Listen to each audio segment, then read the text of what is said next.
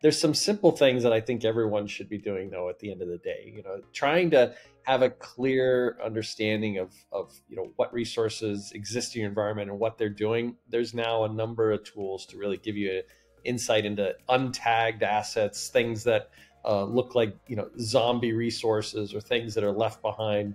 This is a good place to start when you think about the various kind of levels of maturity. If you're starting out very early on, getting your arms around those kind of lost components or systems in place. And it doesn't have to be very difficult. It doesn't have to be necessarily a heavy lift. There are actually a lot of simple scripts and free tools out there for any practitioner to really get started thinking about finding some of those things.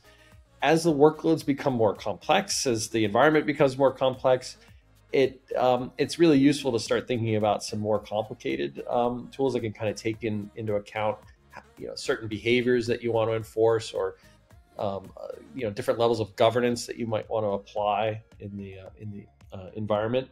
But some of the simple reduced cost automations that I love are really the basics, the ones that kind of clean up the cruft that get left behind. Unattached EBS volumes, leftover snapshots.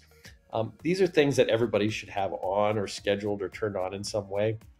If you have a lot of development resources that don't need to run over the weekends, kind of scheduling some of these things to turn off and whatnot. Those are all things that that I've always tried to make sure we have in place so that you don't have to think about cleaning up those little details. And that's where I've seen people get kind of, just thinking about folks who might be just starting or trying to think about, getting into that mode of reducing costs through automation. Those are some good places that I've seen work well to start.